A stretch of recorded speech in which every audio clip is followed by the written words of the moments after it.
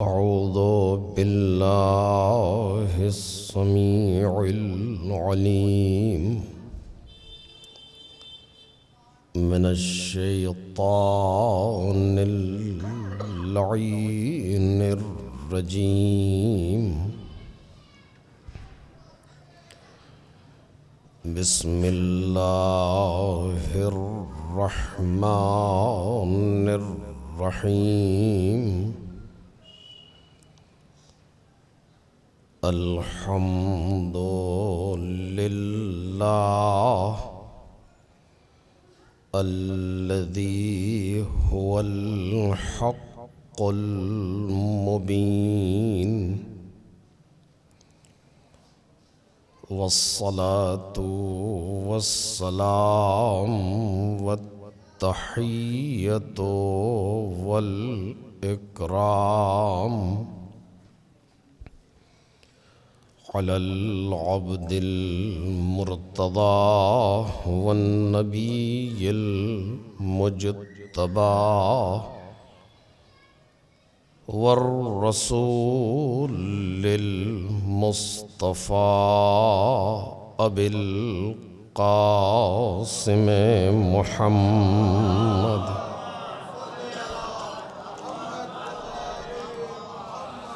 وآله الأطيبين الأطهرين الأكرمين المعصومين المظلومين الذين أذهب الله عنهم الرجس وطهرهم تطهيرا.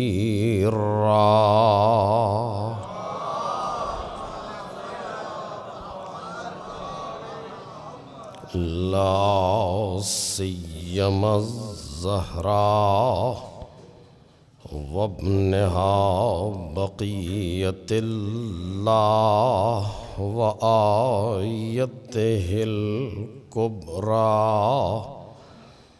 واللعنة الأبدية على أعدائهم أجمعين.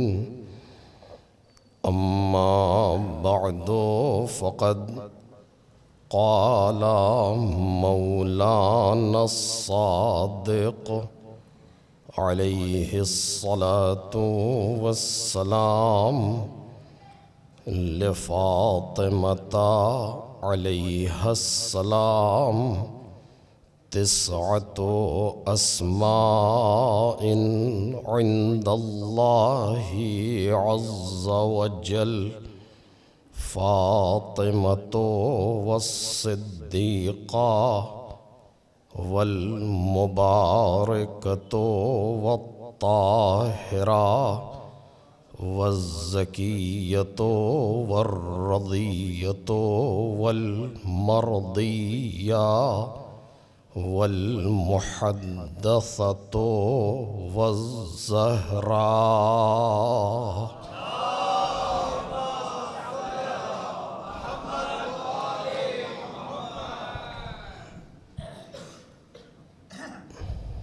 بزرگان محترم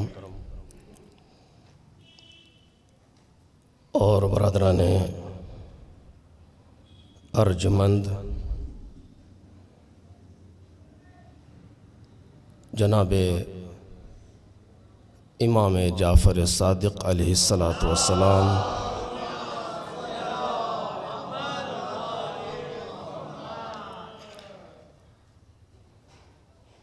کی ایک حدیث شریف ہے جس میں آپ نے جناب شہزادی کونین علیہ السلام الثقلین کے 9 ناموں کی طرف اشارہ فرمایا ہے اور کہا ہے کہ اللہ کے نزدیک جناب سیدہ کے 9 نام ہیں: فاطمہ، صدیقہ، مبارکہ، طاہرہ، زکیہ، رضیہ، مرضیہ، محدثہ اور زہرا۔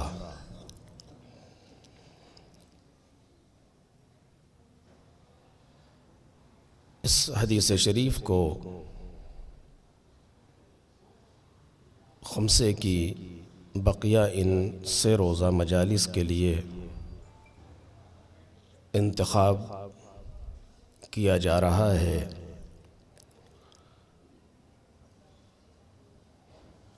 چونکہ ہماری اس سرزمین پر یہ پہلی گفتگو تھی ایام عزائے فاطمی میں، لہٰذا مناسب سمجھا گیا کہ لفظ فاطمہ پر ہی گفتگو ہو۔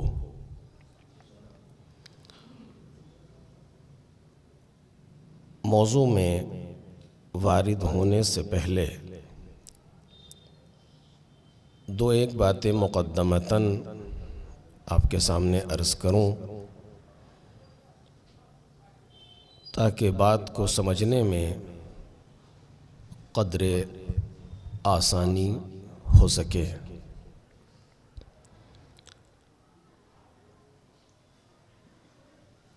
میں اکثر یہ بات کہا کرتا ہوں، اور آپ کے یہاں چونکہ پہلی مرتبہ گفتگو کر رہا ہوں، عرض کر رہا ہوں کہ میرے مخاطب میرے ہمسن اور کمسن بھائی ہیں۔ بزرگوں سے خطاب نہیں کرتا ہوں، یہ ان کی ذرہ نوازی ہوتی ہے کہ وہ بیٹھے ہوتے ہیں، جتنا میرا علم نہیں ہے اس سے کہیں زیادہ ان کا تجربہ ہے۔ لہذا گفتگو کو اپنے ہمسن اور کمسن بھائیوں کے لیے، بچوں کے لیے عرض کروں گا، لہذا تھوڑی سی بعض چیزوں کی وضاحت ضروری ہوگی تاکہ بچوں کی سمجھ میں بات آ سکے۔ اور اگر کوئی بات سخت محسوس ہو یا کوئی لفظ سمجھ میں نہ آئے تو میں اب سے 3 دن تک یہاں موجود ہوں، آ کر کے مجھ سے بیان کیا جا سکتا ہے۔ بچوں کے لیے کہہ رہا ہوں، بزرگ تو سب مجھ سے کہیں بہتر جانتے ہیں۔ اگر کوئی بات ایسی ہو تو اس کو رہنے نہ دیں، بلکہ آ کر کے دریافت کر لیں۔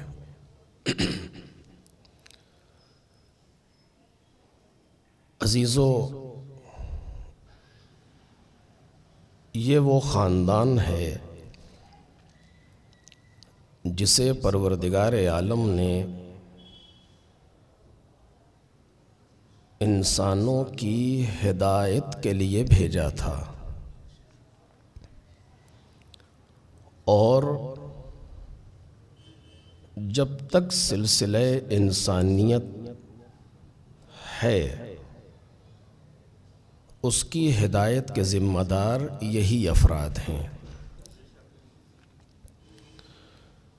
بلکہ اگر میں یہ کہوں تو زیادہ بہتر ہوگا کہ جب سے سلسلہ انسانیت ہے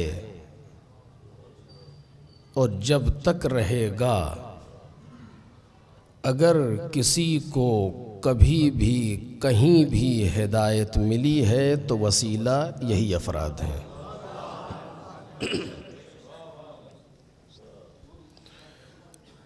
وہ اولیاء الہی ہوں، وہ خاصان پروردگار ہوں، یا وہ مجھ جیسے عام اور جاہل افراد ہوں، اگر انبیاء کرام ہوں، پروردگار عالم کے مقرب فرشتے ہوں، اگر کسی کو کہیں بھی کوئی بھی فضل و فضیلت و کمال عطا ہوا ہے تو انہی کے ذریعے سے۔ پروردگار عالم کے فیض کا واحد ذریعہ یہ افراد ہیں، اور یہ ہماری خوش نصیبی ہے کہ ہم ان افراد کے ظاہری وجود کے ساتھ دنیا میں آنے کے بعد پیدا ہوئے ہیں، کہ جو ان کے ظاہری وجود کو بھی درک کر سکتے ہیں، ورنہ ان کا فیض ان کے دنیا میں آنے کے پہلے سے جاری ہے۔ ایسا نہیں ہے کہ جب یہ دنیا میں آئے اس وقت سے ان کا فیض ہے، نہیں، بلکہ دنیا میں آنے کے پہلے سے جاری ہے۔ کب سے جاری ہے یہ تو ہم محسوس بھی نہیں کر سکتے، چونکہ یہ وہ لوگ ہیں کہ جن کی ابتدا میں اب و کب و جب و تب ایسی لفظیں بیہودہ ہیں، جتنے الفاظ زمان مند ہیں وہ ان کے لیے استعمال ہی نہیں ہو سکتے۔ میں پوری ذمہ داری سے آپ کے سامنے گفتگو کر رہا ہوں۔ ظاہری وجود ایک الگ موضوع ہے، اور ان کا ایک حقیقی وجود وہ ایک الگ موضوع ہے۔ ظاہری وجود، جسمانی وجود جو اس کائنات میں ان کا تھا، اس کی ابتدا بھی معین ہے، اس کی انتہا بھی معین ہے اس دنیا میں۔ ان کا روز ولادت بھی مشخص ہے، ان کا روز شہادت بھی مشخص ہے، یہ ایک الگ موضوع ہے۔ لیکن یہ افراد فقط اسی جسمانی وجود میں خلاصہ نہیں ہوتے، بلکہ یہ ان کی ابتدا کیا ہے اور ان کی انتہا کیا ہے، اس کو سوائے پروردگار کے کوئی نہیں جان سکتا۔ نہ کوئی نبی سمجھ سکتا ہے، نہ کوئی رسول سمجھ سکتا ہے، نہ کوئی ملک سمجھ سکتا ہے، کوئی نہیں۔ صرف پروردگار جانتا ہے کہ ان کی ابتدا کیا ہے اور ان کی انتہا کیا ہے۔ فیض ان کا کب سے جاری ہے یہ بھی کوئی نہیں جان سکتا، چونکہ جو جب آیا ہے ان کا فیض لے کے آیا ہے، تو اسے اپنے پہلے سے کے بارے میں کیا بتائے گا وہ؟ مشہور ہے نا، ایک مرتبہ جناب پروردگار عالم نے اپنے ایک مقرب اور چہیتے ملک سے پوچھا کہ ذرا یہ بتاؤ کہ تم کون ہو اور میں کون ہوں۔ کتنا مشہور واقعہ ہے، لیکن میں اپنے جہد سے عرض کر رہا ہوں، تم کون ہو اور میں کون ہوں۔ من انتا و من انا، تم کون ہو اور میں کون ہوں۔ فرشتہ چونکہ نہ کچھ بھولتا ہے اور نہ کچھ اضافہ کرتا ہے۔ دونوں لفظوں پر غور کیجئے گا۔ ملک کی خاصیت یہ ہے کہ نہ اس سے کچھ چھوٹ سکتا ہے، نہ اس سے کچھ بڑھ سکتا ہے۔ جیسے کہ آپ کا مثلا کمپیوٹر ہے، کمپیوٹر میں، موبائل میں، جو اس طرح کے الیکٹرانکس چیزیں ہیں، اگر اس میں ایک فائل کو آپ رکھ دیں گے، سیو کر دیں گے، تو 10 سال بعد بھی وہ اتنی ہی رہے گی، نہ اس سے کچھ گھٹے گا نہ اس میں کچھ بڑھے گا۔ جو کہ توں وائرس آنا ہے، اس سے بات نہیں کر رہا ہوں، لیکن جو ایسے رکھ دی جائے گی ویسے ہی رہے گی۔ بالکل ملک کی کیفیت یہی ہے، جو اس میں انسٹال کر دیا گیا وہ ہے، نہ وہ کہیں جا سکتا ہے، کم ہو سکتا ہے، اور ادھر سے یہ ہے کہ بڑھ بھی نہیں سکتا۔ پروردگار نے پوچھا تم کون ہو، میں کون ہوں، تو اس نے پوری امانت داری سے کہا کہ تو ہے، میں ہوں۔ جتنا انسٹال ہوا تھا اتنا ہی کہہ دیا۔ یہ میں جملے میرے نہیں، یہ خود قرآن کے الفاظ ہیں۔ لا علم لنا الا ما علمتنا، ہمارے پاس علم نہیں ہے سوائے اس کے جو تو نے مجھے تعلیم دیا۔ یعنی جس لائک آج کی زبان میں جو تو نے میرے اندر انسٹال کر دیا، سیم اسی طریقے سے وہ آج تک سیوڈ ہے، نہ کچھ گھٹا نہ کچھ بڑھا۔ تو کون ہے، میں کون ہوں، کیا کہتا وہ بڑھا تو سکتا نہیں، گھٹا بھی نہیں سکتا، اس نے اسی کو ریپیٹ کر دیا، تو ہے، میں ہوں۔ اب مجھے نہیں معلوم کہ یہ محاورہ کب سے چلا ہے، تو میں، یہ مجھے نہیں پتا، لیکن یہ بات آج یہاں ہو گئی بالآخر، تو ہے، میں ہوں۔ ایک آواز آئی، کہتا کیوں نہیں ہے، عجب ہے، کہتا کیوں نہیں ہے، انت الرب الجلیل وانا العبد الذلیل واسمی جبرائیل۔ ایک صلوات پڑھیں محمد اور آل محمد۔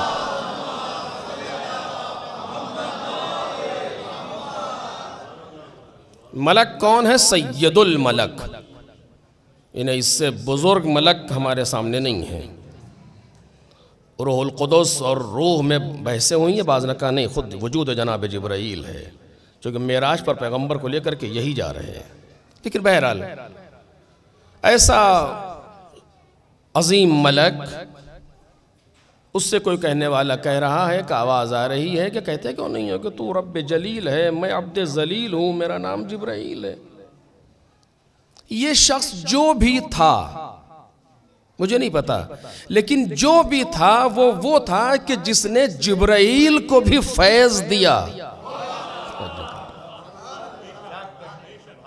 جس نے جبرائیل کو بھی سکھایا۔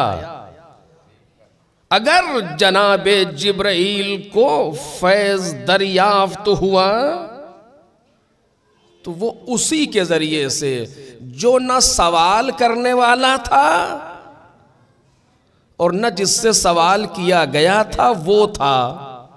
توجہ کیجئے گا، سوال پروردگار عالم نے کیا، جس سے کیا وہ ہے جبرائیل۔ یہ شخص جو بھی تھا، نہ یہ سوال کرنے والا تھا اور نہ جس سے سوال کیا گیا تھا وہ تھا، بلکہ کوئی اور تھا جو کہہ رہا تھا۔ اب ایک لفظ کہنا چاہتا ہوں اس جگہ پر، کوئی اور تھا جو کہہ رہا تھا۔ کیا کہا؟ کہتے کیوں نہیں ہو تو رب جلیل ہے، میں عبد ذلیل ہوں۔ یعنی اگر ملکوتیت کو بھی رزق عبودیت ملا ہے تو انہی کے ذریعے سے۔ ایک صلوات پڑھیں محمد اور آل محمد۔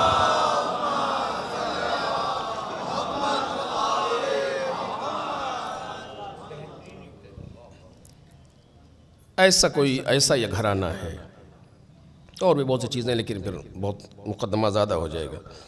ایسا گھرانہ ہے یہ کہ جو قیامت تک کے انسانوں کی ہدایت کا ذمہ دار ہے۔ یہ جملہ میں بار بار کہہ رہا ہوں، اب ایک آدھ بار اور بھی بیچ میں استعمال ہوگا، اور پھر قرآن کی آیت سے دلیل آئے گی اس پر کہ جب تک انسان کائنات میں ہے اس وقت تک اس کی ہدایت کا ذمہ دار یہی گھرانہ ہے۔ واضح؟ لہٰذا اب اس لہٰذا پر غور کریں آپ، لہٰذا جب بھی ہمارے سامنے اس خاندان سے مربوط کوئی چیز آئے، اس خاندان سے، کون خاندان؟ محمد و آل محمد علیہم السلام۔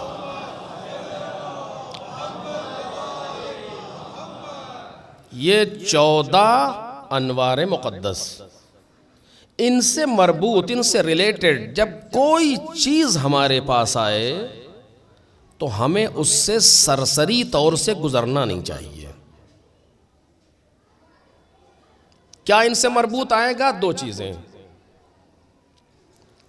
ان سے منسوب کر کے جو چیز ہمارے سامنے آئے گی وہ 2 حصوں میں خلاصہ ہوگی، یا وہ جو انہوں نے کہا یا وہ جو انہوں نے کیا۔ یہ 2 چیزیں ہوں گی نا، اور تو کچھ نہیں ہو سکتا۔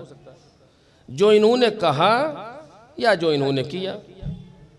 آج اگر کوئی بتائے گا تو 2 ہی چیزوں کے بارے میں بتائے گا کہ انہوں نے یہ کہا اور انہوں نے یہ کیا۔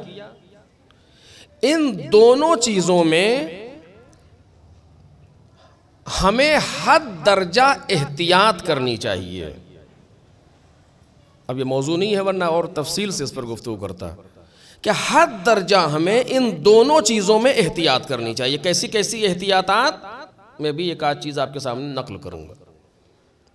چاہے وہ ان کا کہا ہوا ہو یا وہ ان کا کیا ہوا ہو۔ کہا ہوا کو ہم قول کہیں گے، کیا ہوا کو ہم عمل کہیں گے یا فعل کہیں گے۔ قول و فعل دونوں اعتبار سے ہمیں محتاط ہونا چاہیے ان کے سلسلے میں۔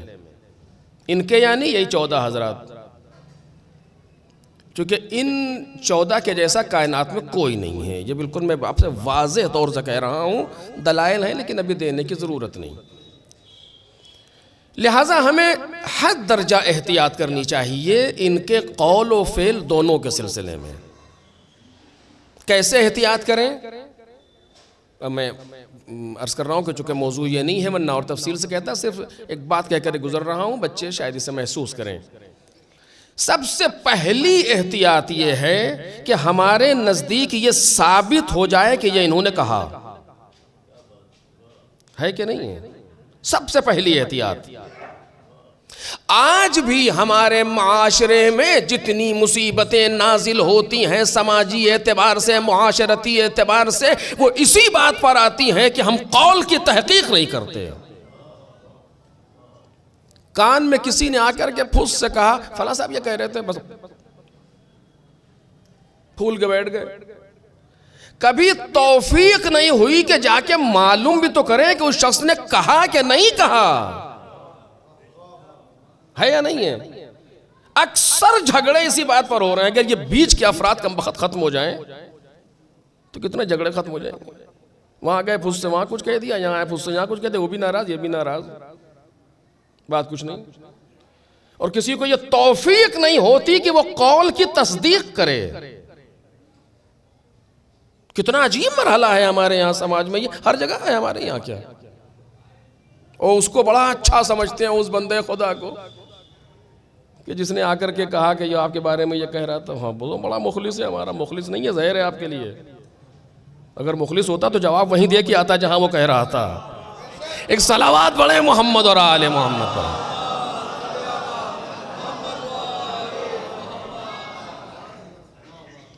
اب میں اس سماجیات میں نہیں الجھنا چاہتا۔ ایک واقعہ یاد آ گیا، میرے ایک بزرگ تھے، دوست تو کیا کہوں، مجھ سے بڑے تھے، انتقال ہو گیا مرحوم کا، ان کو بھی اس کا ثواب ہدیہ ہو جائے گا تھوڑا سا۔ انہوں نے مجھ سے کہا کہ میں نے اس مسئلے کو بہت اچھی طریقے سے ہینڈل کیا۔ کون سا مسئلہ بھی آپ خود ہی سمجھ جائیں گے۔ میں نے کیسے ہینڈل کیا؟ کہنے کہ جب میری شادی ہوئی تو شادی کے بعد وہی ہوا جو ہر گھر میں ہوتا ہے۔ بیوی نے کچھ شکایت ماں کی، امی نے ایسے کر دیا اور امی نے ویسے کر دیا، اور یہ کہہ دیا وہ کہہ دیا، کہ میں نے سکون سے رات میں وہ بات سن لی۔ صبح کو جب ناشتے بیٹھے تو میں نے والدہ سے کہا کہ امی آپ کے لیے یہ ایسے کہہ رہی تھی، انہی کے منہ پر انہی کے سامنے۔ اب بیوی بیچاری بھی کہاں پھنسے، ماں خوش ہو گئی کہ اب تو۔ کچھ دن کے بعد ماں نے کوئی بات اسی طرح کی کہی بیوی کے لیے، اگلے دن ناشتے پر وہ بھی بات اسی طرح نقل کر دی کہ تمہارے لیے امی ایسے کہہ رہی تھی۔ کہنے قبلہ وہ دن اور آج کا دن نہ اس نے کچھ کہا نہ انہوں نے کچھ کہا۔ ایک صلوات پڑھیں محمد اور آل محمد پر۔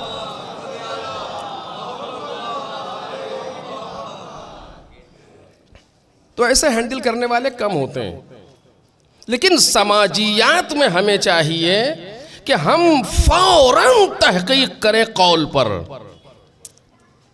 اور اگر ایک جملہ آپ سے کہوں تو تھوڑا سا بلند ہے یہ اپنے قد کے اعتبار سے، لیکن میں کہہ رہا ہوں آپ سے کہ اگر اس منزل پر ہم آ جائیں تو کیا کہنا، لیکن یہ منزل بعد میں حاصل ہوتی ہے کہ ہر انسان کو، توجہ کیجئے گا، ہر انسان کو لوگوں کے ذریعے سے نہیں اس کے اپنے ذریعے سے پہچانے۔ توجہ کیجئے گا اس بات پر کہ ہر انسان کو لوگوں کے ذریعے سے نہیں اس کے اپنے ذریعے سے پہچانے۔ اگر کوئی جملہ آپ کے پاس آ کر کے کسی کا نقل ہو تو آپ اتنا اس انسان کو جانتے ہو کہ یہ کہہ سکے کہ ایسی بات وہ کہہ ہی نہیں سکتا۔ ایک صلوات پڑھیں محمد اور آل محمد۔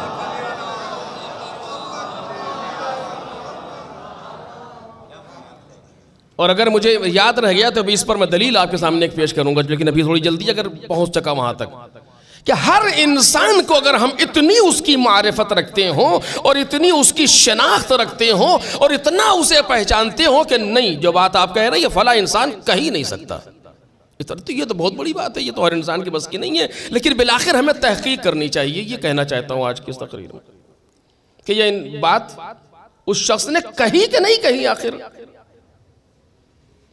سب سے زیادہ احتیاط کی کہاں ضرورت ہے؟ کہ جس کی بات سب سے قیمتی ہے اس میں احتیاط کی ضرورت ہے، جو سب سے قیمتی انسان ہے۔ ایک زمانہ تھا کہ جب حوضے میں صرف حدیث کے نقل کرنے کے لیے اجازہ لینا پڑتا تھا، اسے کہتے تھے اجازہ نقل حدیث یا اجازہ روائی، کہ آپ حدیث معصوم کو بیان کر سکیں، صرف نقل بیان کرنا، اس کے لیے اجازت چاہیے ہوتی تھی. جسے آپ مثلاً آج خمس کے مصرف کے لیے اجازت لیتے ہیں نا سہم امام کے لیے، کہ مثلاً ہم یہاں امام مسجد میں، وہاں امام باڑے میں، وہاں کسی غریب کو لگا دے دیں، تو مرجع اجازت دیتا ہے کہ ہاں مثلاً آپ اس کنڈیشن پر اتنا دے سکتے ہیں، بغیر اس کی اجازت کے نہیں مصرف کر سکتے.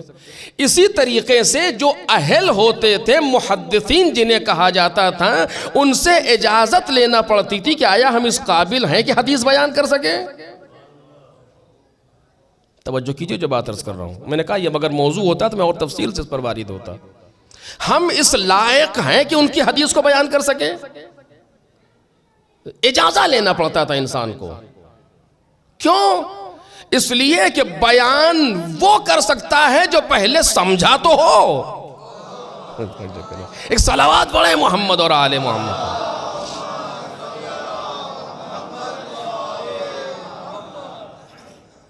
بیان وہ کر سکتا ہے جو پہلے خود تو سمجھے کیا ہوا. اس سے پہلے کا مرحلہ کہ جو میں عرض کر رہا تھا کہ یہ ثابت ہو کہ یہ بات انہوں نے کہی، یہ کیسے ثابت ہوگا؟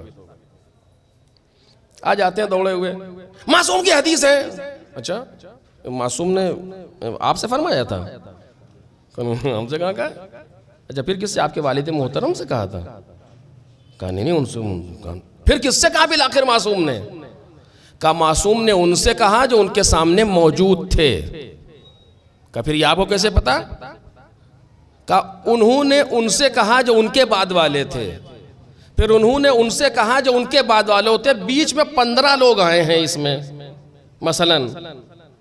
اس کے بعد وہ حدیث کسی معتبر کتاب میں لکھی گئی، مثلا کسی کتاب میں تدوین کیا گیا، اس کو لکھا گیا، معتبر غیر معتبر سے بحث نہیں، اس کو لکھا گیا کتاب میں، پھر وہ محفوظ ہو گئی. اس کے پہلے محفوظ نہیں تھی، سینے میں چل رہی تھی، سینہ پہ سینہ چلی جا رہی تھی، بعد میں کہیں لکھا گیا، پھر وہ کتاب ہمیں ملی مثلا. اور جب معصوم کے کہنے میں اور اس کے لکھنے میں بیچ میں 10 لوگ آئے، 15 لوگ آئے. خوب، ان 10 کو یا ان 15 لوگوں کو آپ پہچانتے ہیں؟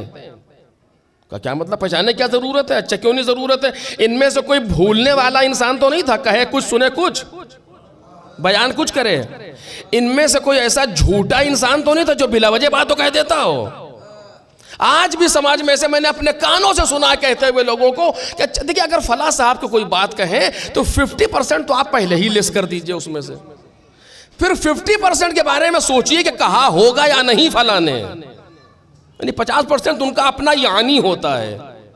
آپ سنتے ہیں نا کہ میں نے تو یہ نہیں کہا تھا، کہا نہیں یعنی آپ کا مطلب تو یہی تھا نا، حد ہوگی، ہم نے جو کہا وہ نقل کیجئے نا، مطلب سے کیا مطلب آپ کو. لیکن ہوتا ہے اس طریقے سے. تو ایسا کوئی انسان تو موجود نہیں ہے ان 15 میں جو اپنا یعنی لگا کے بیان کر رہا ہو، جھوٹا تو نہیں ہے. اور آگے بڑھوں، اس میں کوئی خیانت کرنے والا تو نہیں ہے. ان 15 کے 15 میں کوئی غیر مومن تو نہیں ہے. ان 15 کے 15 میں کوئی دشمن کا جاسوس تو نہیں ہے. ایک صلوات پڑھے نا محمد اور آل محمد.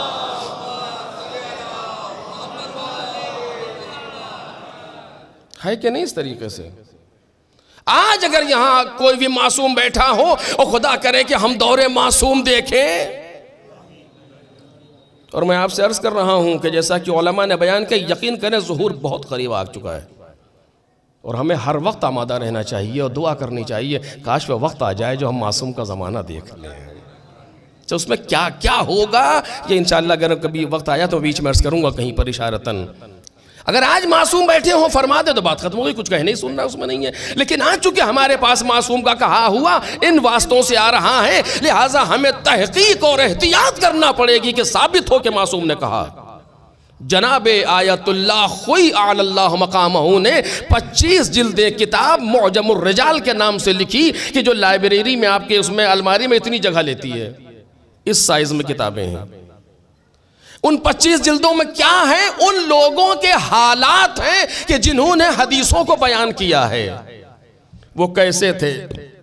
بعض لوگ تو ایسے ہیں جن کا پتہ ہی نہیں کہ یہ شروع کہاں سے ہوئے ختم کہاں ہوئے، کہاں کے رہنے والے تھے، کون تھے، کب آئے، کچھ نہیں جانتے ان کے بارے میں، بالکل مجہول. تو بات کیسے مان لیں ان کی؟ اسی لیے علماء جب بیان کرتے ہیں تو اس منزل پر آتے ہیں حدیث کی کہ اب یہ بات ثابت ہوئی ہے کہ معصوم نے کہا. اگر اس بیچ میں کوئی انسان گڑبڑ ہو تو اسی میں حدیثوں کی کیٹیگریز بن جاتی ہیں. یہ حدیث صحیح ہے، وہ حدیث حسن ہے، یہ حدیث ضعیف ہے، وہ حدیث جعلی ہے. ہمارے یہاں کتابوں میں جعلی احادیث تک موجود ہیں، اسرائیلیات کا باب موجود ہے کہ وہ احادیث کہ جو یہودیوں کی طرف سے وارد کی گئیں. دشمن کیسی کیسی چالیں چلتا ہے. یہ آج ہی کا دشمن نہیں ہے بلکہ یہ ہمیشہ اسی طریقے سے رہا ہے جب سے انسانیت چل رہی ہے. لہذا ثابت ہونا چاہیے کہ معصوم نے فرمایا. یہ پہلے معلوم ہو. کیسے معلوم ہوگا؟ ہم جیسے انسانوں کی بس کی بات نہیں ہے. جو اہل ہے وہ بیان کریں گے کہ ہاں یہ بالآخر یہ حدیث معتبر ہے کہ نہیں معتبر ہے. اگر معتبر ہے معلوم ہو گئی ایک مرحلہ. اب وہ بات جو میں نے کہی تھی اب آ ہی گئی یہ بات تو میں جلدی سے کہہ دوں، پتہ نہیں پھر کب.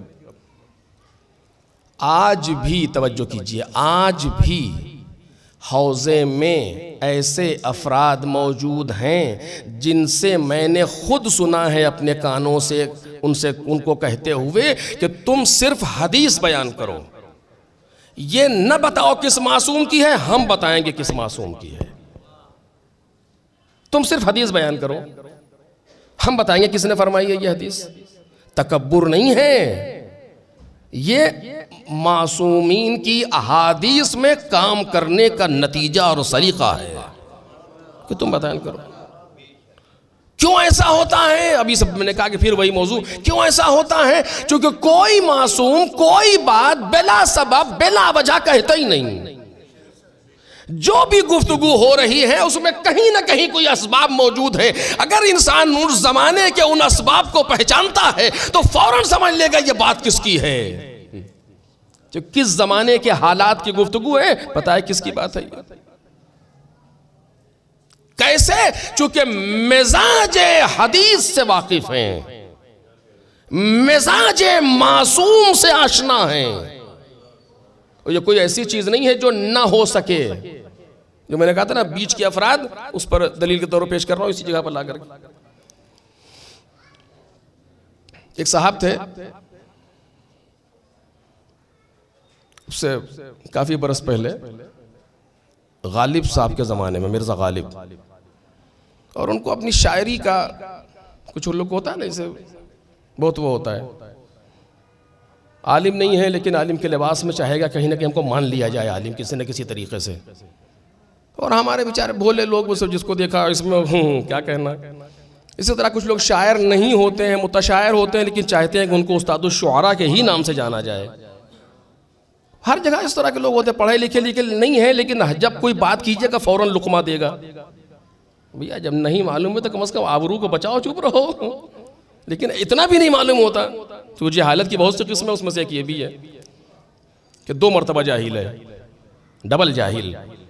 ڈبل جاہل کیسا ہوتا ہے؟ ہمارے یہاں کو حوزے میں جہل مرکب کہتے ہیں. ڈبل جاہل. ڈبل جاہل کیسا ہوتا ہے؟ ایک تو جاہل ہے، جاہل یعنی نہیں جانتا، اور دوسرا جاہل یہ ہے کہ یہ بھی نہیں جانتا کہ نہیں جانتا. ایسے لوگ سماج میں بڑے خطرناک ہوتے ہیں، ان سے ہوشیار رہنا چاہیے کہ جو جہل مرکب کا شکار ہو تو ڈبل جاہل ہوتا ہے. ایک ہوتا جاہل ہے لیکن یہ جانتا ہے کہ جاہل ہے تو یہ آدھا عالم ہے، کم از کم اپنے نہ جاننے کو تو جانتا ہے. تو یہ کسی جگہ پر نظر نہیں دیتا فوراً میری نظر میں یہ ہے، ہماری نظر ہی نہیں ہے، یہ ہماری فیلڈ ہی نہیں ہے، ہم کیا بتائیں کیا ہے، یا یہ جاننے والوں سے پوچھئے اس کو پتا ہے. لیکن بعض لوگ ایسے جاہل ہوتے ہیں جو اپنی جہالت کو بھی نہیں جانتے، ہر فیلڈ میں نظر دیتے ہیں اور ہر جگہ رسوا ہوتے ہیں. ایک صلوات پڑھیں محمد اور آل محمد.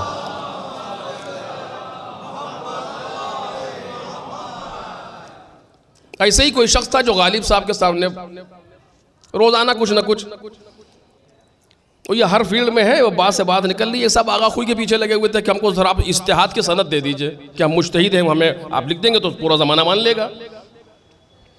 تو اخوی نے کہا کہ ٹھیک ہے، جب کئی بار ہو چکی بات یہ، تو انہوں نے کہا کہ میں آپ کبھی اتنے سال سے آپ کے درس میں آ رہا ہوں، فلاں آپ کے درس میں جا رہا ہوں، یوں کر رہا ہوں. اخوی نے کہا اس کو چھوڑیے، وہ کتاب اٹھا لائیے، کفایہ کتاب کا نام ہے، آخوند خراسانی کی لکھی ہوئی. کہا کہ وہ کتاب آپ اٹھا لائیے، اس کی ایک عبارت آپ کو دے رہا ہوں، اسے آپ میرے سامنے حل کر دیے، میں ابھی سند اجتہاد لکھ دوں گا.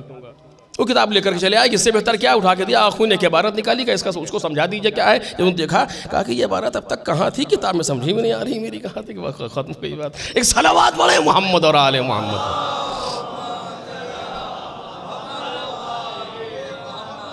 تو ایسے ہی کوئی جناب غالب سے اپنے آپ کو منوانا چاہتے تھے. غالب صاحب نے کہا ٹھیک ہے، میں ایک مصرع دے رہا ہوں، آپ اس پر تضمین کر دیجئے، میں اسے مان لوں گا، آپ مصرع پر تضمین کر دیجئے.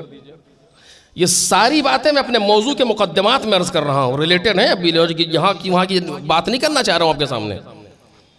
مصرع دیا جناب غالب نے. یہاں جو بزرگ بیٹھے ہیں آپ ان سے پوچھئے گا، لطف آئے گا. جناب غالب کا مصرع تھا کہ قاتل کو نظر آتا تھا خنجر تہ خنجر. قاتل کو نظر آتا تھا خنجر تہ خنجر، خنجر کے نیچے خنجر. ان کے تو ہوش اڑ گئے کہ یہ ہوا کیا. کہنے لگے کہ ہاں ٹھیک ہے، اب آپ ابھی مصرع دے نا، ابھی تو نہیں کہہ سکتا ہوں، میں آپ کے جیسا شاعر تو نہیں ہوں، انشاءاللہ کوشش کروں گا، کل لے آؤں گا. کہا جائیے لے آئیے گا، مسئلہ نہیں. وہ ہوشیار تھے، سمجھدار تھے. وہاں سے اٹھے سیدھے جناب میر انیس کے پاس آئے، اور ان کے سامنے گفتگو ہوتی تھی، بیٹھتے تو بیرونی ہوتی تو لوگوں کی، جہاں لوگ آ کر کے بیٹھا کرتے تھے. میر انیس آگے پاس گیا کہ جناب ایک مصرع لایا ہوں، تضمین کر دیجئے. تو میر انیس نے کہا کہ فرمائیے. تو انہوں نے کہہ دیا کہ قاتل کو نظر آتا تھا خنجر تہ خنجر. کہا کس کا مصرع ہے؟ بندے کی زحمت ہے. کہا جھوٹ بول رہے ہیں آپ، یہ مصرع جناب غالب کا ہے. ایک صلوات پڑھیں محمد اور آل محمد.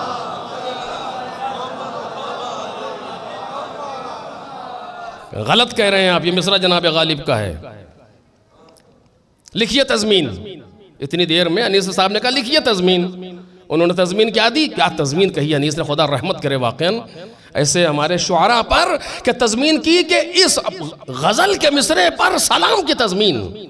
عجیب ہے واقعاً. ہم شاعری سے واقف نہیں ہیں، جو بزرگوں سے سنا اتنا خالی آپ کے سامنے کہہ رہے. عجیب. قاتل کو نظر آتا تھا خنجر تہ خنجر. اور جناب انیس نے تضمین کی کہ اس درجہ منور تھا گلوے شہ والا.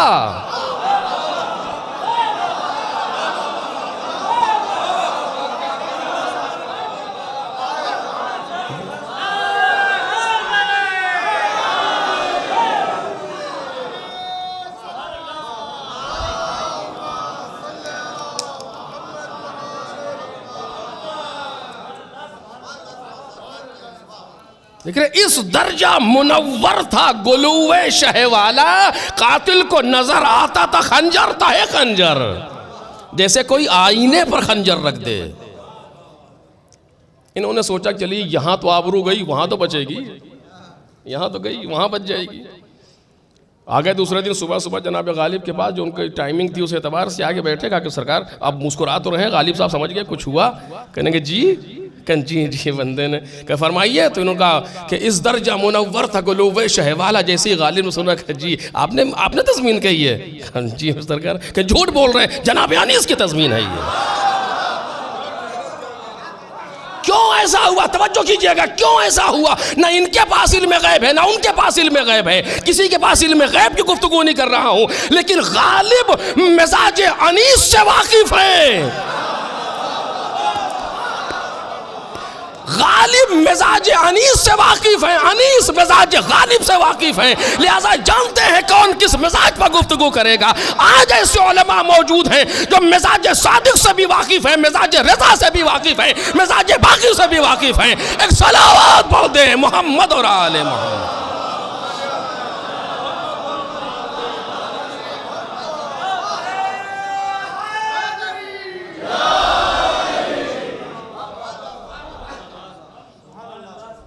لیکن میرا جملہ غلط انداز ہے، میں اس کو درست کروں آپ کے سامنے تاکہ کہیں اس کا سائیڈ ایفیکٹ نہ ہونے پائے. مزاج صادق، مزاج باقر، مزاج رضا یا دوسرے امام، ان کے معنی یہ نہیں کہ ان کے آپس میں مزاج میں فرق تھا. نہیں، ان کے آپس کے مزاج کا فرق نہیں ہے، بلکہ حالات کو جانتے ہیں۔ اگر امام صادق بول رہے ہیں تو اپنے حالات کے اعتبار سے بول رہے ہوں گے، لہٰذا یہ جملہ کہیں گے۔ اگر امام رضا بولیں گے تو ان حالات کے اعتبار سے بولیں گے، لہٰذا یہ جملہ کہیں گے۔ مزاج معصوم یہ ہے کہ لوگوں کی عقلوں کے مطابق بولو، توجہ کریں، لوگوں کی عقلوں کے مطابق بولو، زمانے کے حالات کے مطابق بولو۔ ایک صلوات پڑھ دے محمد اور آل محمد۔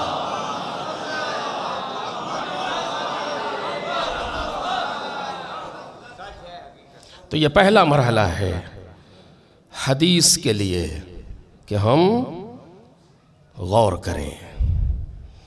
پہلی احتیاط جو میں آپ کے سامنے نقل کر رہا ہوں، پہلی احتیاط یہ ہے کہ یہ ثابت ہو کہ یہ بات معصوم نے فرمائی۔ آج کیا ہوتا ہے، واٹس ایپ پہ حدیث آئی، نیچے لکھا تھا امام صادق علیہ السلام، ہمارے بچے نے چوما اور فوراً لے کر کے باہر، یہ امام کی حدیث ہے۔ میرے لال چلی کہاں سے، یہ چھپی کہاں، یہ کہی کس نے، کہاں سے آئی، کس کمپنی میں ڈھلی؟ صرف لفظ امام صادق سے دھوکہ نہ کھاؤ۔ شیطان کبھی حق کو باطل سے نہیں لڑاتا، کبھی شیطان باطل کو حق کے سامنے کر کے پیش نہیں کرتا۔ شیطان پہلے باطل کو حق بناتا ہے، پھر حق کو حق سے لڑانے کی کوشش کرتا ہے۔ تو جب احادیث سامنے آئیں اور اگر یہ ثابت ہو جائے کہ امام صادق کی حدیث ہے، تو ایک حدیث پر پوری جان، پورا معاشرہ قربان ہو جائے تو کم ہے ان کا فرمایا ہوا۔ لیکن پہلے یہ ثابت ہو، اور پھر کچھ نہیں پتا کہاں سے، اور اس کے بعد اس حدیث پر اپنے عقیدے کی بنیاد رکھتا ہے، حد ہو گئی۔ لہذا ضروری ہے احتیاط کریں۔ پہلے مرحلے پر بیچ بات آئی، میں اس کے ارادے سے بھی نہیں آیا تھا۔ تو پہلا مرحلہ۔ دوسری احتیاط کہ بالآخر معصوم نے کہا کیا۔ اب اس پر بھی میں مجبور ہوں کہ تاریخ سے آپ کے سامنے بیان کروں تاکہ میری بات واضح ہو، اور میں بھی اس حدیث کے بارے میں گفتگو بھی نہیں کر سکا جس سے میں نے شروع کیا، تو مجھے لگتا ہے کہ اب میں گفتگو نہیں کر پاؤں گا، لیکن بالآخر آپ کے سامنے عرض کروں گا۔ پہلے یہ معلوم ہو کہ معصوم نے کہا کیا۔ دیکھیے، قرآن مجید کے لیے معصوم کی روایات میں روایت ہے کیا کہ یفسر بعضہ بعضا، قرآن کا کچھ قرآن کے کچھ کی تفسیر بیان کرتا ہے۔ خود ہی قرآن یعنی ایسی کتاب ہے یہ معجز نما کہ جو خود اپنی ہی تفسیر بیان کرتی ہے۔ کیسے؟ مثلاً سورہ بقرہ میں کوئی آیت ہے، اس کی تفسیر سورہ احزاب میں آنے والی کوئی یاد کر رہی ہے۔ جب اس آیت کو اس آیت سے ملائیں گے تو نتیجہ نکلے گا۔ اگر صرف اسی آیت کو دیکھیں گے تو کچھ کا کچھ کہہ دیں گے۔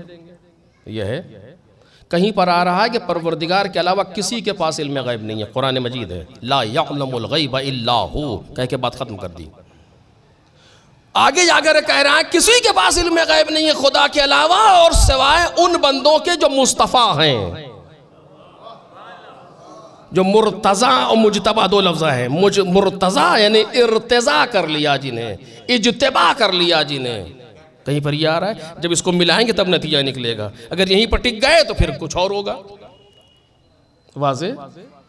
قرآن اس طرح کا ہے، پورا قرآن اسی طریقے سے ہے۔ عجیب ہے، کبھی اگر وقت ہو تو انسان قرآن پہ گفتگو کرے۔ بالکل یہی کیفیت معصومین کی احادیث میں بھی ہے کہ حدیث کا کچھ حدیث کے کچھ کو بتاتا ہے۔ امام علی نے کوئی بات کہی ہے اور جا کر کے آپ دیکھیے امام کاظم نے جو بات کہی اس سے ملائیے گا تو اس بات کا نتیجہ نکلے گا سامنے۔ قرآن کا دورانیہ کتنا ہے؟ 23 سال۔ 13 سال پیغمبر کی مکی زندگی، 10 سال مدنی زندگی، 23 سال۔ حدیث کا دورانیہ کتنا ہے؟ 260 سال۔ 260 میں امام عسکری کی شہادت ہے۔ اس کے بعد پھر حدیث کا وہ دور نہیں رہ گیا جو پہلے تھا۔ امام از اول غیبت میں ہیں، اگر کچھ رابطہ ہوا بھی ہے تو نواب اربع کے ذریعے سے کچھ سال تک، اس کے بعد پھر غیبت کبریٰ کا زمانہ یعنی۔ تو جو دورانیہ حدیث کا ہے عوام سے گفتگو کا، وہ ہے 260 ہجری تک، بس امام کی شہادت تک۔ اس 260 ہجری پر مکمل نظر چاہیے سامنے والے کی۔ اب کیا کہا کہ قرآن کا کچھ قرآن کے کچھ کی تفسیر کرتا ہے۔ آپ کو معلوم اس کا مطلب کیا ہوا؟ ایک بار پھر کہوں تاکہ بچوں کی بات سمجھ میں آئے. قرآن کے کچھ کی تفسیر کرتا ہے. مطلب کیا ہے مجھے نہیں معلوم، جملہ عرض کرنا اس پہ غور کیجئے گا. قرآن کے کچھ کی تفسیر کرتا ہے. اس کا مطلب یہ ہوا کہ جب تک قرآن کا سب کچھ نہ پتا ہو تفسیر نہ فرمائیے گا. ایک صلوات پڑھیں محمد اور آل محمد پر.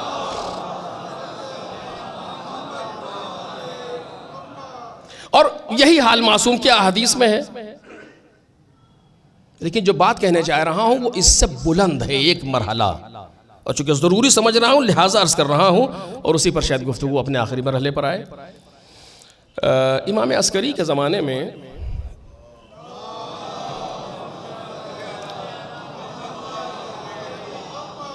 علیہ السلام ایک شخص تھا جو تناقضات قرآن پر کتاب لکھ رہا تھا. اسحاق کندی کتاب لکھا تناقضات قرآن. اس کا مطلب کیا ہوا؟ قرآن کی وہ باتیں جو آپس میں ٹکراتی ہیں، یہاں کچھ کہا وہاں کچھ کہا، اس کی نظر میں وہ کتاب لکھ رہا ہے. یہ میرے عزیزو بہت ضروری بات ہے جو آپ کے سامنے گزارش کر رہا ہوں. اس کے ارادے سے نہیں آیا تھا لیکن اب آ گئی ہے، لہٰذا اسے غور سے سنیے.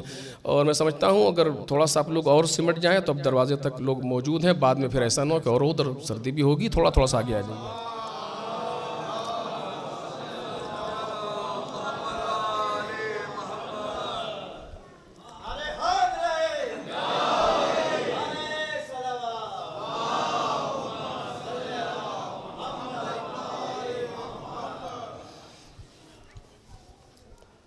موضوع نہیں ہے ورنہ میں اس بات کو مولا کائنات سے تک لے کر کے آتا. بہت تاریخ میں بڑے لطائف موجود ہیں اس چیز میں، لیکن بہرحال ابھی اس کا وقت نہیں، کبھی اور انشاءاللہ. صرف اسی واقعے کو دیکھیں. لیکن جو عرض کر رہا ہوں بچوں کے لیے کر رہا ہوں، پہلے بھی کہہ دیا بزرگوں سے نہیں، بچوں کے لیے عرض کر رہا ہوں. غور کریں اس بات پر. مجلس کا پہلا جملہ میں نے غالباً یہ کہا تھا کہ یہ وہ گھرانہ ہے کہ جو قیامت تک کے لیے لوگوں کی ہدایت کا ذمہ دار ہے. لوگوں کی ہدایت کا، مومنوں اور مسلمانوں اور ان کو نہیں ہے، لوگوں کی ہدایت کا. امام کا دور ہے 11ویں امام کا، اور آخری بھی ہیں ظاہری اعتبار سے. ظاہری دور امامت کا آخری انسان ہے.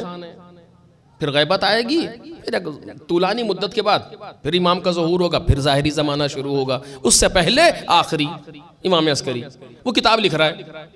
ایک پڑھا لکھا انسان ہے، لکھ رہا ہے تناقضات قرآن، آپس میں ٹکرانے والی چیزیں قرآن مجید کی. امام کی ذمہ داری کیا ہے کہ اس کو روکیں؟ چونکہ ہدایت کرنے آئے ہیں نا تو ہدایت کریں، روکیں. کیسے روکیں؟ ہم اور آپ ہوتے تو کیا کرتے؟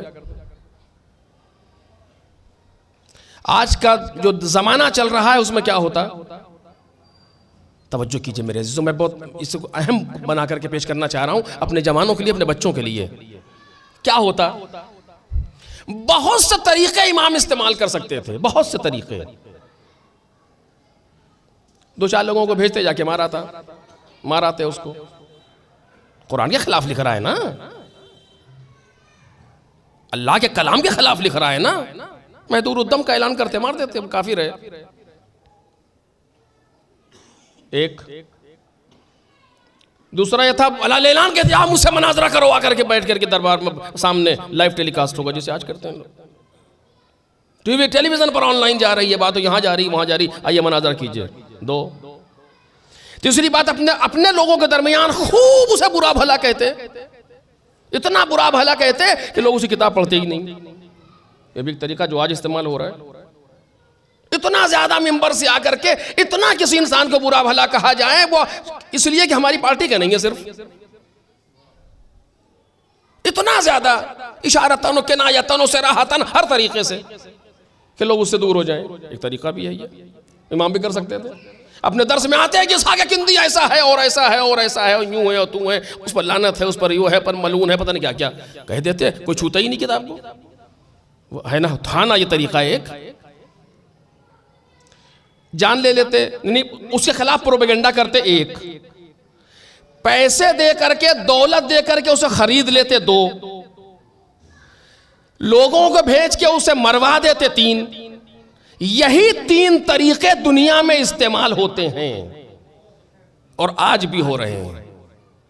یا خریدا جاتا ہے, یا اسے فزیکلی قتل کیا جاتا ہے, یا شخصیتی قتل کیا جاتا ہے. شخصیتی قتل ہے پروپیگنڈا کسی انسان کے خلاف.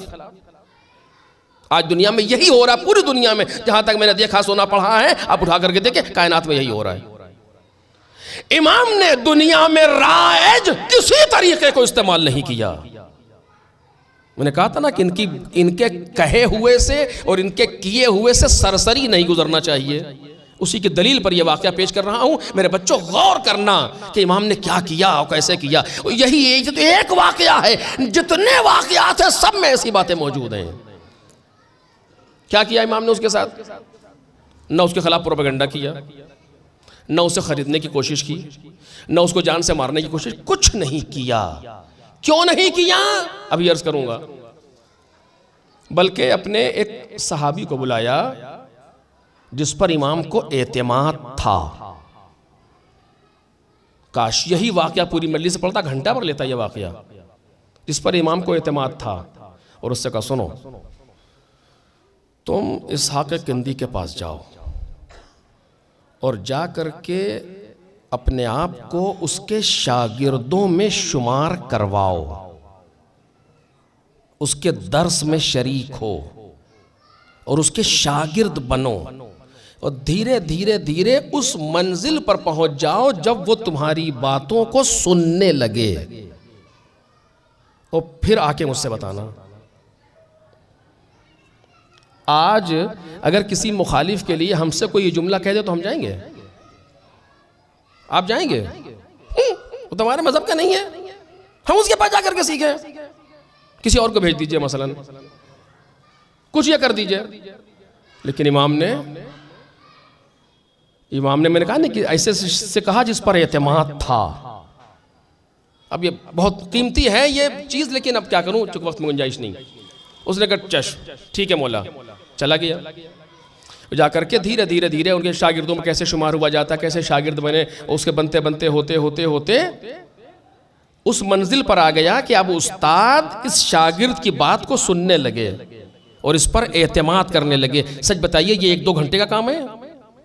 یہ 1-2 دن کا کام ہے؟ یہ 1-2 ہفتے کا کام ہے؟ وقت لگا. لیکن اتنے وقت تک ہادی برحق نے انتظار کیا. توجہ میرے عزیز, انتظار کیا. پھر اس نے ایک دن آ کر کہا کہ مولا اب وہ میری باتوں کو سنتا ہے, غور کرتا ہے, میری باتوں کا جواب دیتا ہے. چونکہ ہوتا ہے نا کچھ لوگ استاد سنتا ہی نہیں ان کی باتوں کو, بیٹھ جاؤ. یہ بھی ہوتا ہے کبھی ہم لوگ کے درس خارج میں ہوتا ہے. کتنے ایسے اعتراض کرنے والے ہوتے ہیں, استاد ایک بار گھوم کو دیکھا آگے بڑھ جاتا ہے, کیونکہ ہے ہی نہیں اس قابل یہاں کی وہاں بات. لیکن کچھ لوگ ایسے ہوتے ہیں اگر انہوں نے ایسے کر دیا نہیں اس کے مطلب ہوتا ہے ہم کچھ کہنا چاہتے ہیں, فوراً استاد رکتا جی فرمائیے, کیونکہ جانتا ہے کہ انسان کچھ ہے, تو وہاں سے یہاں تک آنے میں وقت لگتا ہے. اس نے کہا مولا ٹھیک ہے. اب جا کر کے اس سے اتنا ایک سوال کرنا کسی دن درس کے بیچ میں. کیا سوال کرنا؟ اس سے کہنا کہ استاد یہ بتائیے کیا یہ ممکن ہے کہ کہنے والا اپنی بات سے کچھ اور مطلب لے اور سننے والا اسی بات سے کچھ اور مطلب سمجھے؟ توجہ کیجئے میرے عزیز, کیا یہ ممکن ہے؟ اور جب تم اتنی بات کہو گے تو چونکہ سمجھدار ہے سمجھ جائے گا. اللہ, اس ایک جملے کو کہنے کے لیے اتنا مقدمہ,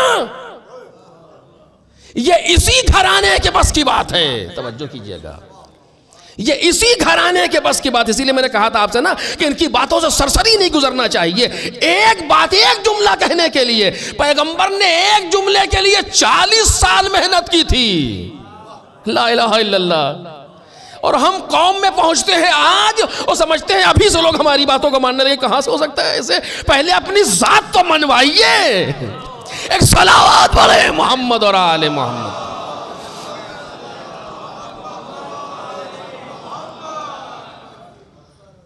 وہ گیا, جا کر کے اس نے کہا کہ استاد میں ایک سوال ہے آپ سے. کہا کہ بتاؤ. کہا کیا یہ ممکن ہے, چونکہ فلسفی تھا وہ انسان, کیا یہ ممکن ہے کہ کہنے والا اسی بات سے کوئی اور مراد لے رہا ہو اور جو اس کی بات کو سن رہا ہے وہ کچھ اور سمجھ جائے.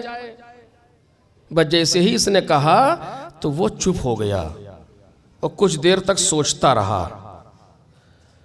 کہنے لگا ممکن تو ہے لیکن یہ بتاؤ یہ تم سے کہا کس نے؟ یہ بتاؤ کہ تم سے کہا کس نے؟ کہا نہیں میں خود اپنی بات. کہا نہیں یہ ممکن تم کو ہم اتدیس تمہارے شاگرد تمہیں سمجھ رہے تم کیا ہو، یہ جملہ تمہارا نہیں، تم سے کس نے کہا یہ؟ تب اس نے پورا واقعہ نقل کر دیا کہ مجھ سے جناب امام حسن عسکری علیہ السلام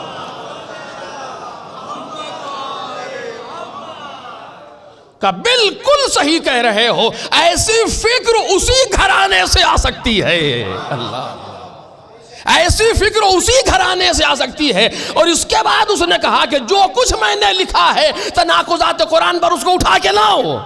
اپنے خادموں کو حکم دیا وہ مسودہ جو بھی لکھا گیا تھا وہ لا کر کے رکھا گیا. اپنے ہاتھ سے اپنی کتاب میں آگ لگا دی اس نے. توجہ کریں، اپنے ہاتھ سے، جو کہ بات کو سمجھ گیا پڑھا لکھا تھا کہ ممکن ہے خدا نے جو بات کہی ہے کچھ سوچ کے وہ کچھ اور ہو، تم جو سمجھ رہے ہو وہ کچھ اور ہو. کیسے کہہ رہے ہو کہ بات ٹکرا رہی ہے؟ جب سمجھ ایک نہیں تو ٹکراؤ کہاں سے پیدا ہوا؟ اس نے اپنی کتاب خود جلا دی. اب توجہ کیجئے، اگر امام اس کے خلاف پروپیگنڈا کرتے تو دشمن امام کے خلاف پروپیگنڈا کرتا. اگر امام اسے خرید لیتے دشمن دوسرا اسحاق کندی پیدا کر دیتا. اگر امام اسے مار دیتے دشمن 4 اسحاق کندی پیدا کر دیتا. امام نے کہا وہ کام نہیں کروں گا جس کے سائیڈ ایفیکٹس پائے جا رہے ہو. امامت کا مزہ تو تب ہے کہ جب اس کی کتاب کو اسی کے ہاتھ سے جلوہ.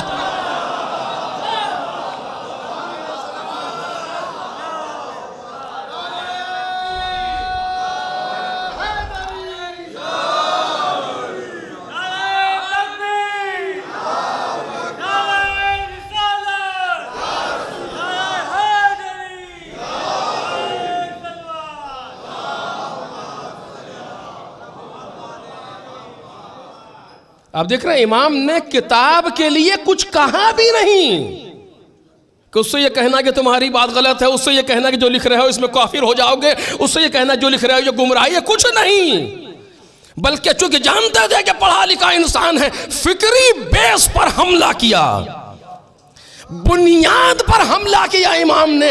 اگر یہ طریقہ ہم سیکھ لیں، اگر یہ طریقہ ہمیں آ جائے بنیاد کو کھوکھلا کر دینے کا طریقہ ہمیں آ جائے، روش سیکھ لے، کسی بات کو ختم کروانے کی ضرورت ہی نہیں پڑے گی. بنیادوں کو درست کرتے جاؤ، باتیں خود بخود صحیح ہوتی جائیں گی. ایک صلوات پڑھ دے محمد اور آل.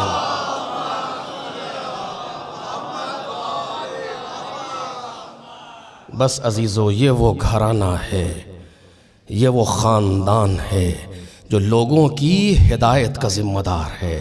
میں موضوع میں وارد نہیں ہو سکا، انشاءاللہ کل سے آپ کے سامنے گفتگو کروں گا. آج اسی جگہ بات کو روک رہا ہوں. لہٰذا ضروری ہے کہ ہمارے سامنے جب بھی کسی بھی معصوم کا کہا ہوا یا کسی بھی معصوم کا کیا ہوا کچھ آئے تو ہم اس پہ غور کریں.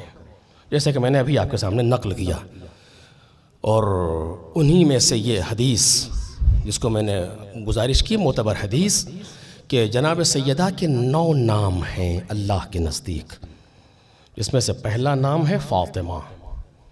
پھر اس کے بعد اس کی تفاسیر میں احادیث خود امام نے بیان کی مختلف طریقوں سے. اب اسے انشاءاللہ آپ کے سامنے عرض کروں گا کہ اس بی بی کو کیوں کہا گیا. یہ نام کے معنی کیا ہے بالآخر؟ نام کسے کہتے ہیں اور کیا ہے؟ اس کو میں، چونکہ وقت تمام ہو گیا، میں آنے والی گفتگو میں عرض کروں گا. یہ وہ خاندان تھا جس کا دوسرا کام ہی نہیں تھا سوائے لوگوں کی ہدایت کے، اور دشمنوں سے یہی نہیں برداشت تھا کہ یہ لوگوں کو سیدھے راستے پر چلائیں. کل انشاءاللہ اگر ہو سکا تو میں عرض کروں گا کہ میں کیا کہہ رہا ہوں، آپ کے سامنے کیا کہنا چاہتا ہوں. یہی نہیں برداشت تھا کہ یہ سیدھے راستے پر لوگوں کو چلائیں، لیکن انہوں نے اپنے اوپر ظلم و ستم تو برداشت کر لیا، لیکن لوگوں کی ہدایت کو نہیں چھوڑا.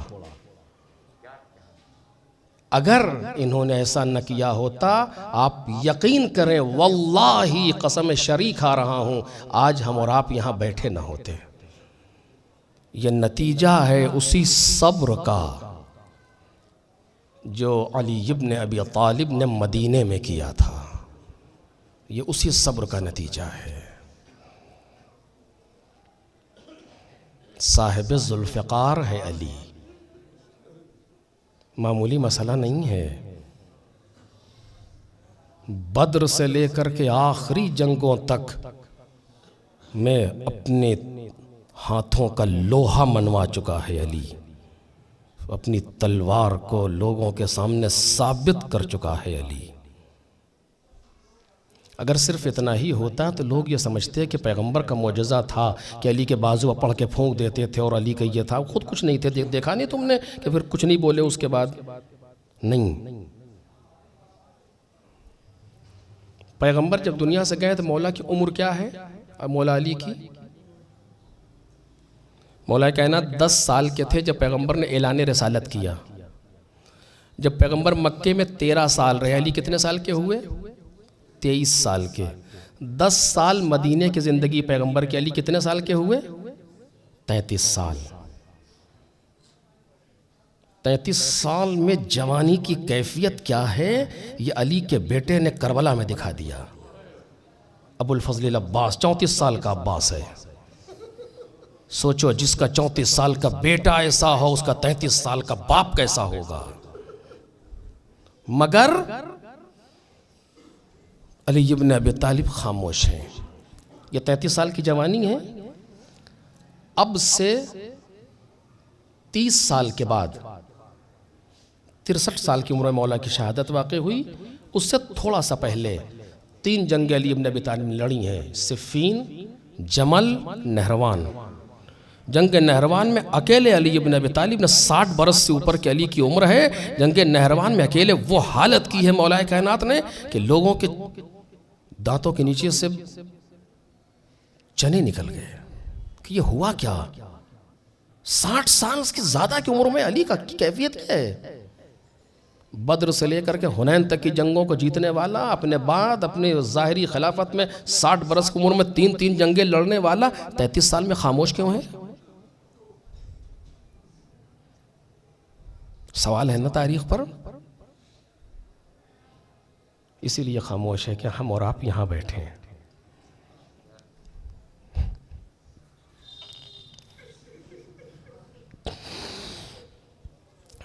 کبھی انشاءاللہ اگر موقع ملا تو میں عرض کروں گا اس چیز کے لیے.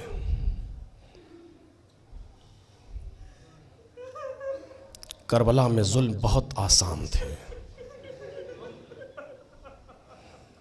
تاریخ امامت کا مظلوم ترین امام ہے علی ابن ابی طالب.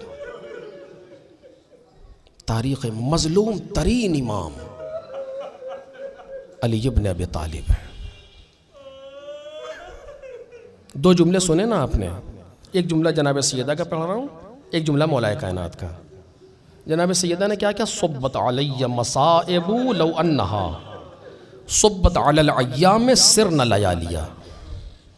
مجھ پر جو مصیبتیں پڑی ہیں اگر وہ دنوں پر پڑتی ہیں تو رات ہو جاتے ہیں. کون سی مصیبتیں تھیں وہ؟ کون سی مصیبتیں تھیں وہ؟ مولا کائنات کا جملہ آپ نے سنا ہے کیا ہے؟ مولا کائنات کہتے ہیں صبرتو وفی الحلق شجا وفی العین قضا. میں نے ایسے صبر کیا جیسے کسی انسان کے حلق میں ہڈی پھنسی ہو یا آنکھوں میں کانٹا لگا ہو.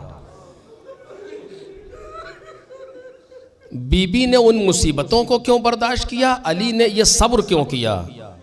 صرف اسی لیے کہ آج ہم اور آپ اور ہم جیسے دوسرے اور اب سے قیامت تک کائنات میں لا الہ الا اللہ کہہ سکیں، محمد الرسول اللہ کہہ سکیں. دشمن جو کرنا چاہ رہا تھا علی نے ہونے نہیں دیا. کہا میں نہیں ہونے دوں گا، میں نہیں ہونے دوں گا. سیدہ نے وہ ہونے نہیں دیا جو دشمن کرنا چاہ رہا تھا. قیمت کتنی بڑی چکانی پڑی یہ نہ پوچھو. جناب سیدہ کو دیکھا کہ گھر میں بیٹھی گھٹنوں پر سر رکھے ہوئے رو رہی ہیں.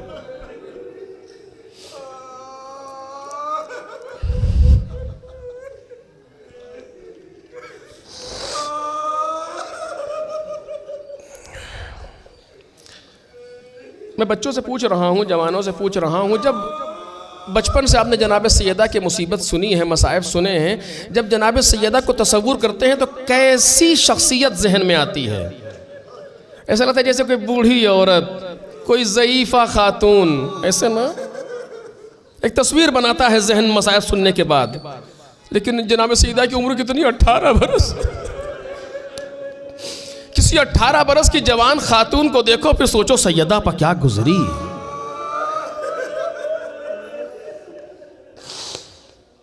میرے عزیزو، جب جناب سیدہ کی مصیبت پر گفتگو کرتا ہوں تو یہ محسوس نہیں ہوتا کس پر انسان زیادہ گفتگو کرے، جناب سیدہ کی مظلومیت پر، جناب سیدہ کی مصیبت پر، یا علی ابن ابی طالب کی مظلومیت پر. مولا گھر میں آئے، دیکھا جناب سیدہ گھٹنوں میں سر ڈالے بیٹھی رو رہی ہیں.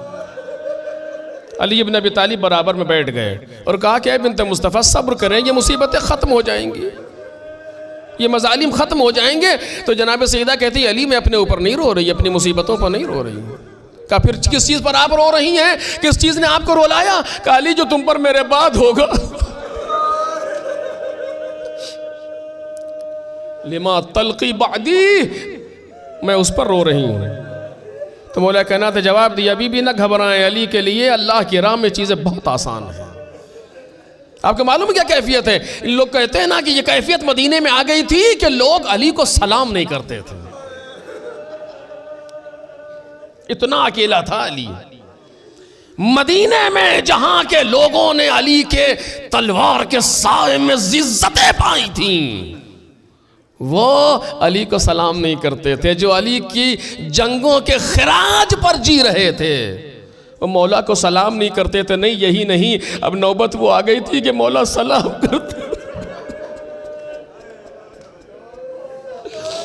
مولا سلام کرتے تھے تو لوگ جواب نہیں دیتے تھے.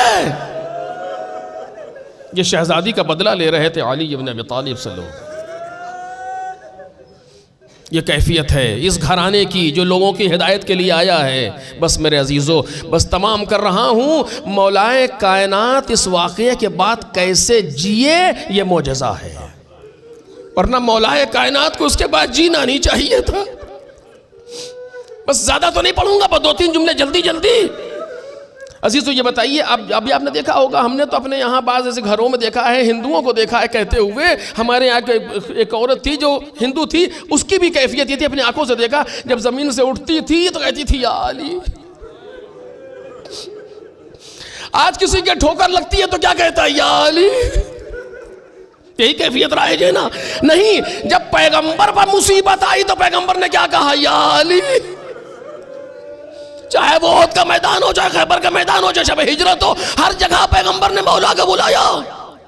لیکن اللہ اگر مدد کے لیے علی کو کسی نے نہیں بلایا تو وہ کون ہے؟ اگر مولا اسی کو سوچ سوچ کے روتے رہتے تو زندگی بھر کے لیے کافی تھا.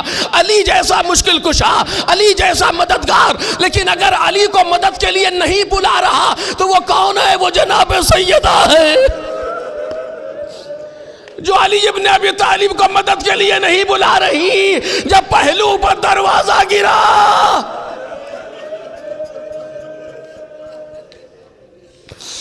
امام صادق سلام اللہ علیہ نے نقل کیا، لوگوں نے دیکھا زمین پر ہاتھ رکھے مدینے میں بیٹھے رو رہے ہیں، آپ کی ریش مبارک سے آنسو ٹپک رہے ہیں. راوی قریب آیا، بیٹھ گیا، کہا مولا خیریت تو؟ آپ کو کس چیز نے ایسے رلا دیا؟ کہ تجھے پتا نہیں ہے آج میری جدہ کی شہادت کا روز ہے. وہ بھی بیٹھ کر کے رونے لگا. پوچھتا مولا آپ کی جدہ پر کیا گزر گئی جو آپ ایسے رو رہے ہیں؟ امام پھر تڑپ گیا، ارے کیا کہتا ہے؟ اتنے لوگ، جلتا ہوا دروازہ. دشمن دروازے پر دھکے دے رہا تھا کہ دروازہ کھل جائے یا دروازہ ٹوٹ جائے. آگ لگی ہوئی ہے، سیدہ دونوں ہاتھوں سے دروازے کو روکے ہوئے ہیں. کیسے پڑھوں عزیزو؟ نہیں پڑھا جا رہا. آپ کو معلوم ہے سیدہ کس کیفیت میں ہے؟ حاملہ ہے سیدہ. سیدہ کے شکم میں بچہ ہے. محسوس کر سکتے ہیں شوہر اس کیفیت کو؟ نہیں، میں مجبور ہوں کہ اب یہ واقعہ آپ کے سامنے بیان کروں. مجھ سے ایک عالم نے نقل کیا جو اس جگہ اس دن وہاں موجود تھے مدینے میں، ایک ایرانی فیملی تھی، جوان لوگ تھے، میاں بیوی، وہ دونوں گئے تھے حج کے لیے۔ مدینے میں ایک جگہ پر باب جبرائیل کے پاس یہ مشہور ہے کہ یہیں پر مولا کائنات کا گھر تھا، جہاں سے جانے نہیں دیا جاتا ہے، جس دروازے سے لوگوں کو، اس خاتون نے جا کر کے اس دیوار کا بوسہ لے لیا۔ کسی متوے نے یہ کیفیت دیکھی، اس نے آ کر کے پکڑ کے اس کو جھٹکا دیا اور وہ خاتون زمین پر گری۔ جب زمین پر گری اس کا بچہ ساقط ہو گیا۔ یہ کیفیت شوہر نے دیکھی تو جلدی سے جا کر کے اس کو پکڑا، زمین پر گرایا، گردن کو پکڑا اور اس وقت تک نہیں چھوڑا جب تک مر نہیں گیا۔ یہ سچا واقعہ نقل کر رہا ہوں، اس وقت تک نہیں چھوڑا کہ جب تک مر نہیں گیا۔ لوگ مارتے رہے، کچھ کرتے رہے، لیکن وہ گردن دبائے رہا۔ جب مر گیا تو چھوڑا کیوں؟ میرے سامنے میری ناموس پہ حملہ، میرے سامنے میری ناموس پہ حملہ، میرے بچے کا قتل۔ ہائے گھر میں بیٹھا علی، ہائے گھر میں موجود مولا۔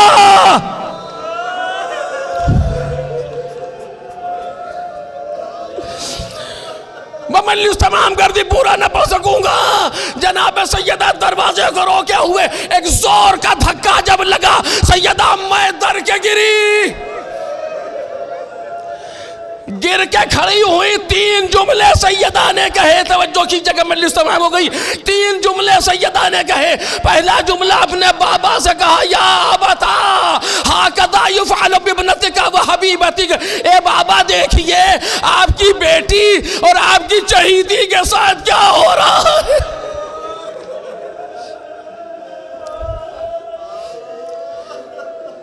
جبکہ کوئی زوجہ سب سے پہلے مصیبت میں پکارتی ہے تو اپنے شوہر کو پکارتی ہے، لیکن سیدہ باپ کو پکار رہی ہے، علی گھر کے اندر موجود ہیں۔ دوسرا جملہ آپ سنیں گے کیا کہا؟ جناب سیدہ کہتی ہیں، یا فضہ، پھر بھی یا علی نہیں کہا، یا فضہ الیکی فخذینی، اے فضہ مجھے سنبھال، خدا کی قسم میرے شکم کا بچہ قتل کر دیا گیا۔ میں نے ابتدائی کلام میں کہا تھا جب بھی کوئی جملہ اس گھرانے سے آئے تو اس پہ سوچو، غور کرو۔ جناب سیدہ یہ نہیں کہہ رہی میرے شکم کا بچہ مر گیا، یہ نہیں کہہ رہی میرا بچہ ساخط ہو گیا، نہیں بلکہ کہہ رہی میرا بچہ قتل کر دیا گیا۔ یعنی دشمن نے یہ کام جان بوجھ کے کیا ہے کہ سیدہ کا بچہ قتل ہو جائے۔ ابھی بھی علی کو نہیں پکارا۔ جب قتل کیا گیا ہے تو کوئی قاتل ہوگا، جب قاتل ہوگا تو انتقام ضروری ہے۔ آیت اللہ بروجردی کے حوالے سے آیت اللہ فاطمی نیا نے نقل کیا، جو کہہ رہا ہوں اس موقع پر جناب سیدہ نے کہا یا مہدی، یعنی مطلب یہ تھا اے میرے لال، میری مظلومیت کا بدلہ لینے والے، میری تنہائی کا بدلہ لینے والے، ارے کہاں ہو تم؟ اے مولا آج بھی انتقام ہے سیدہ۔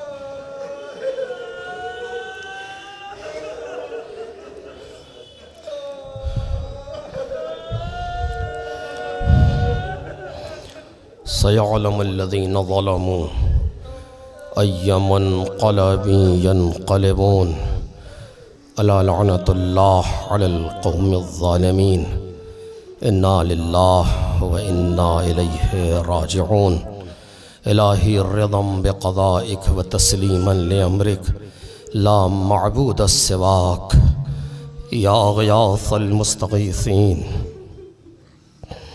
یا راحم المساکین یا ملجأ العاصین یا ارحم الراحمین۔ ماتم